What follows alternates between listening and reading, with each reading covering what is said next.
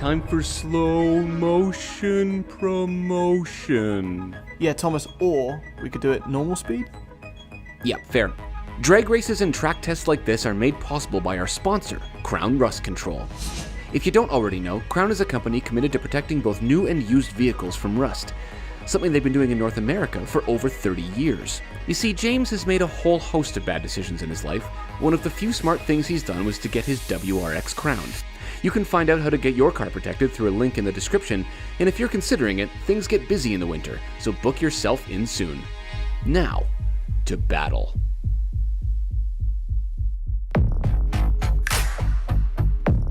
The Mustang GT. Like the Supra, it's a legend by name, and it's under immense pressure to maintain that status with each iteration.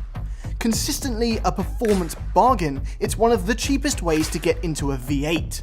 And even with the performance pack and some Ford factory suspension upgrades, this one is still over $10,000 cheaper than the opposing Supra.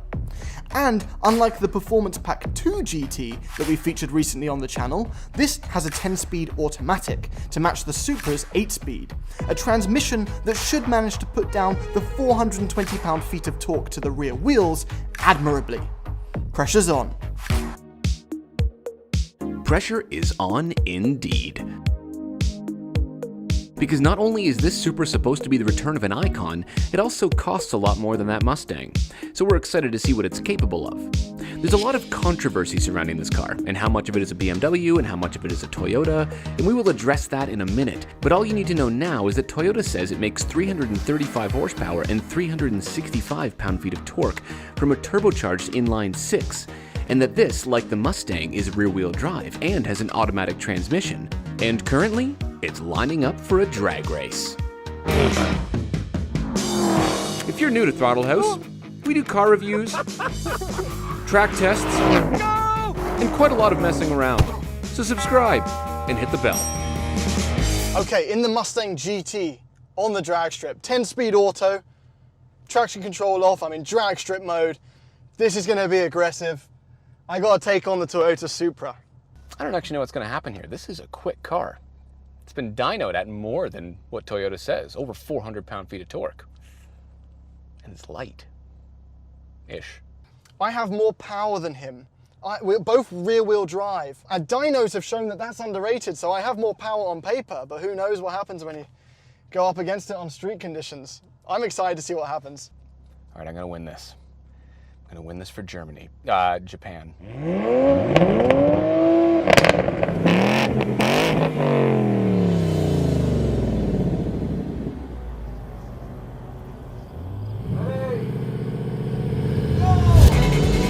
Go. All right, he took off better than me. Neck and neck. Oh my God, that's close. And I'm pulling on him because I've got more horsepower. No, the Mustang's got the legs.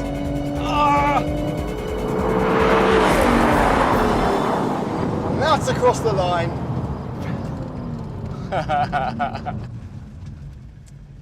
Oh, hey. How are you feeling? You know what's upsetting for me? What's upsetting? I wanted you to win. Did you? That way I could stare at the backside of that car. It's good looking, right? Rather than see the front in my wing mirror. As it is, I'm happy to have won. Looks like muscle beats import every time. All right, should we track this out? Yeah, let's do it. All right. Mustang GT Performance Pack 1. 460 horsepower through that Coyote engine, which just sounds glorious. I've got more power than that Supra, and I've even got back seats. So it's more practical and no less sports car. All right, the Toyota Supra. I've been waiting to track this thing.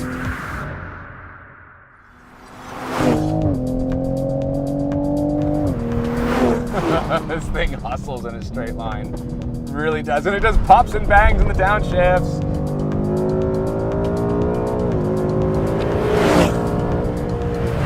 I love the sound of that engine, and unlike the Supra, this is naturally aspirated. That is, I haven't got to wait for turbos to spool. It's natural. It's organic. Turbochargers are not a thing that you think about. Transmission is good. I like it very much. Downshifts are very fast. But you can't get it in a manual. And that Mustang that James was in front of me, you can get it in a manual. The sound is very synthetic, but it is definitely inline six. BMW inline six. If you want to drive this actual Supra, you can. Our Club Cars is the one that hooked us up with this for this test. You can actually choose from a whole fleet of cars, this being one of them. You can take this actual Supra out for a rip on the road. Now when we drove the PP2 of this, it had the Cup 2s on it. And this has the PS4Ss, and they still feel great. They're obviously not as sticky, but as good as these PS4Ss are, that doesn't mean you can't have some sliding fun with them. But the steering is not that intuitive. It doesn't compare to the Camaros we've driven. But I wonder how it compares to that Supra Thomas is in. So we've all heard the stories that the Toyota Supra is just a rebadged BMW Z4. How true is that? Well, I did some reading and it looks like the suspension components are a mishmash of Z4, BMW 330 with some Toyota stuff thrown in. But what matters to me is that the dampers have been tuned by Toyota. And that means while I found the Z4 very bouncy, this thing is completely dialed in. The suspension is stiff but compliant. It's well damped. The springs are matched to those dampers perfectly in sport mode. Whatever tuning they did it correctly. With all the systems turned off, the front end is absolutely perfect. It's razor sharp. Oversteer on entry is so controllable and so predictable, and then the oversteer on exit is even more predictable and controllable because I have a variable locking diff, which can ramp itself up to 100% full lock, which means that if you want to, you can just light up the rear tires and do a very smooth and controlled power slide.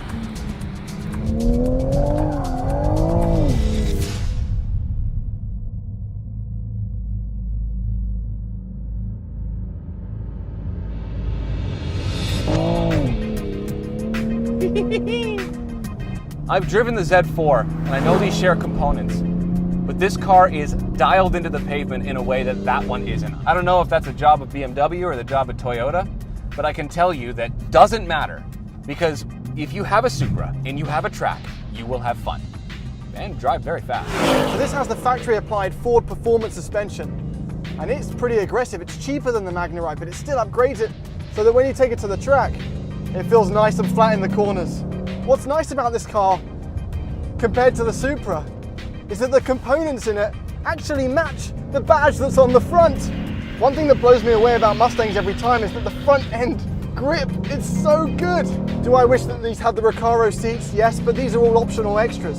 And if you don't get them, you get to keep the price down. This is a performance bargain compared to the Supra. I know we joke and we make fun of this thing for being mostly a BMW. I'm as guilty of that as everybody else is, but honestly, at some point you stop caring. Whatever badge the car has on the front of it, it's the engineers that came together, whether they were Japanese or German, that created a car in my hands right now that is fun to drive and genuinely fast on a track. I completely adore the way this car drives. It's superior on the drag strip, we know that. I'm kind of rooting for this. I like the Supra, but I want this to take it in the hot laps. Let's see what Thomas does with them. Okay, time for hot laps, and Thomas is going to start with the Supra. We're going to have 1 warm-up lap, 3 hot laps, and 1 cool-down lap, because that's time attack style, and that's all the time he's going to have. Okay, you'll be watching the fastest lap of each car, and I started with the Supra because I was eager to see what it could do. I found the Supra very easy to drive consistently. In fact, of my 3 hot laps, there were only 0.2 of a second difference among them. Since it liked to rotate, I found myself being very active on the steering wheel. It was great fun. Also, I usually keep a window open so I don't die of the heat, but the buffeting at high speeds in the Supra was so bad that I thought it was going to give me a concussion. Let's watch the lap.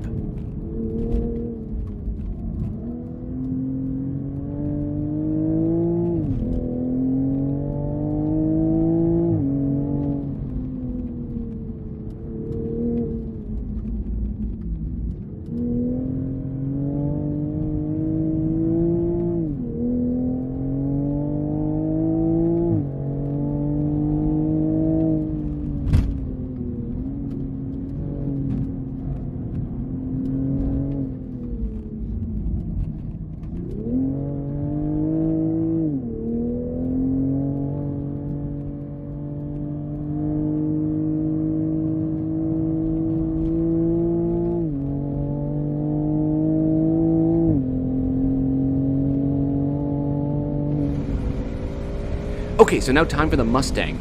These cars always impress me, and this one was no different. However, I had to drive it a bit differently than the Supra because it did like to understeer a bit more on corner entry.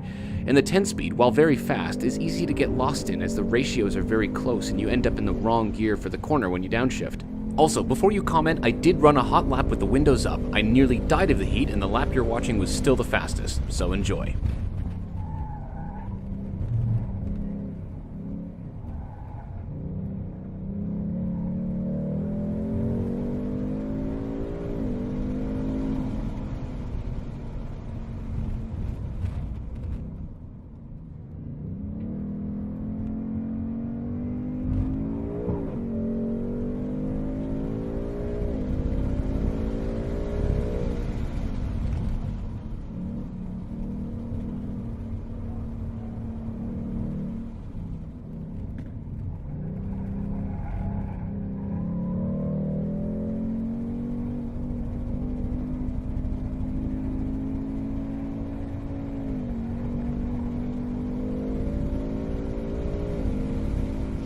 Okay, hot lap stuff. Wait, can we just talk about this? That's pretty controversial. In fact, that's bad manners to drive that Supra while You can buy wearing this right that. now in the Throttle House store.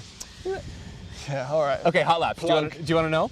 Yeah, I do want to know. Okay, here we go. Supra's new kid on the block. Supra's new kid on the block. Do you want the Supra first or the Mustang Okay, first? so the Mustang we've done the Mustang GT with the PP2 on the Cup 2. With the Cup 2 and that was tires. really fast. That was really fast. And what was that? Yeah. It was like 112, 113? Yeah. Okay, you Okay. ready? Yeah. The Mustang did 115.18. Okay, that's not bad. It's not bad. That's like Civic Type R. That makes about sense for that car on these tires. Yeah. It does. Slightly slower than an M2 comp on the same tires. Yes. Is what that is. Yes. Yeah. Okay, Supra. Yeah. 115.06. Supra wins? Supra wins. Supra wins. But I was a little bit disappointed with the performance of this, honestly. It's not quite as fast as I thought it should be. No. Well, it makes sense. It's a second slower than an M2 comp. Yeah. And it has the engine from the M240, Yes, but it got beat by a Honda Civic Type R. which... That, So the Mustang takes the drag strip as Yes. the muscle pony car, whatever. Yep. And the Supra takes the track. That seems fair. Seems fair. I don't think there's going to be people rioting just yet. Thanks for watching.